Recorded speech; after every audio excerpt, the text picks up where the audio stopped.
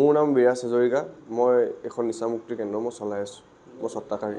হয়, ইয়াৰ পৰা কাক লৈ গ'ল আৰক্ষীয়ে কেতিয়া লৈ গ'ল? কালি আৰক্ষী আপোনাৰ নিশা 1:30মান বজাত আহিছে। তো আহি পিনি শিৱাঞ্জল হাজৰি নামৰ ল'ৰাজনক বিচাৰি আহিছে। তো সোধ-পোছ কৰাত ওলালে যে আমাৰ ইয়াতে আছে। যে সুধিলে, তেওঁ আমাক ক'লে এনেকুৱা কিবা কিবি প্ৰব্লেম হৈছে, তো ল'ৰাজনক মাতি দিবলৈ ক'লে। আমি মাতি মেলি দিলোঁ, কথা-চথা পাতিলে। তো আমাক ক'লে যে তেওঁ কিবা এটা গুৱাহাটীত যে ইনচিডেণ্ট হৈছে, যিটো আমি গম নাপাওঁ মানে। তো মাকহঁতক ইনফৰ্ম কৰিব ক'লে, আমি মাকহঁতক ইনফৰ্ম কৰি দিলোঁ। তাৰপিছত যেতিয়া থানালৈ তেওঁক লৈ গৈছে মানে, তাৰপিছত আমি গম পাইছোঁ যে গুৱাহাটীত তেওঁ এনেকুৱা কিবা এটা ইনচিডেণ্ট কৰি আহিছে, যিটো বহুত ডাঙৰ হয় মানে। তো পুলিচে বিচাৰি মানে ৰাতি 1:30 বজাত তেওঁক আমাৰ ইয়াত আহিবলগীয়া হৈছে মানে। শিৱাঞ্জল হাজৰি কেতিয়া ভৰ্তি হৈছিলে? শিৱাঞ্জল হাজৰি আপোনাৰ ইয়াত 20 তাৰিখে ইভিনিং টাইমত এডমিট হৈছিলে। মানে সেই ঘটনাৰ পিছত? ঘটনাৰ পিছত। কোন হিচাপে পঢ়ে? মাক আহিছিলে তেওঁ। কি কৈছিলে? মাকে একো নাই কোৱা। মাকে আমাক কৈছে ল'ৰাজন নিচা কৰে, মানে তেওঁ বেছিকেলি ড্ৰাগছ আসক্ত যুৱক আছিলে ন। তো সেইটো কাৰণে মাকে মানে সেই বস্তুটো তাৰে ট্ৰিটমেণ্ট কৰিবলৈ মানে আমাৰ ইয়াত তেওঁক লৈ আহিছিলে মানে। ইয়াত খোলা কিমান দিন হৈছে? আমাৰ চেণ্টাৰটো খোলা আমাৰ এৰাউণ্ড 4 to 5 months হৈছে। সেইদিনা শিৱাঞ্জল আহোঁতে আচৰণ কেনেকুৱা?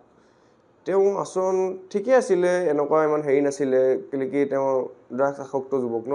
তো খাব নাপালে যেতিয়া অলপ বডি প্ৰব্লেম হয়, তো দেখি আমি গম পালোঁ মানে যে একচুৱেলি তেওঁৰ প্ৰব্লেম চলি আছে বুলি। তো আমি লগালগ ইয়াত এডমিট কৰি দিয়া হ'ল। মোৰ নাম বিৰাজ হাজৰিকা। মই এখন নিচামুক্তি কেন্দ্ৰ মই চলাই আছোঁ। মই স্বত্বাধিকাৰী। হয়, ইয়াৰ পৰা কাক লৈ গ'ল আৰক্ষীয়ে কেতিয়া লৈ গ'ল? কালি আৰক্ষী আপোনাৰ নিশা 1:30মান বজাত আহিছে। তো আহি পিনি শিৱাঞ্জল হাজৰি নামৰ ল'ৰাজনক বিচাৰি আহিছে।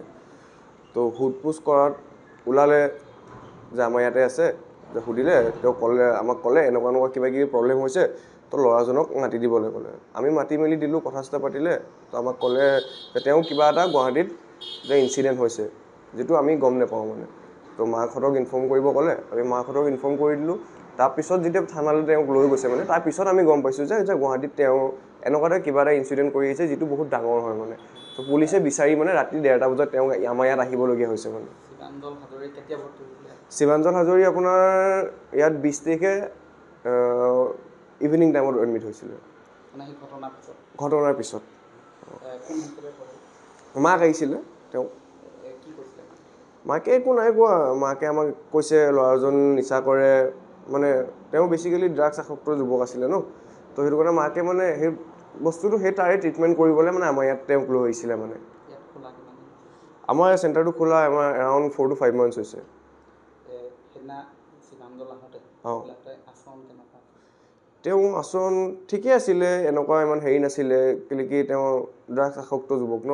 তো খাব নাপালে যেতিয়া অলপ বডি প্ৰব্লেম হয়, তো দেখি আমি গম পালোঁ মানে যে একচুৱেলি তেওঁৰ প্ৰব্লেম চলি আছে বুলি। তো আমি লগালগ ইয়াত এডমিট কৰি দিয়া হ'ল। যিকোনো খবৰৰ বাবে যোগাযোগ কৰক 7099017330 লগতে 7099017110 নম্বৰত।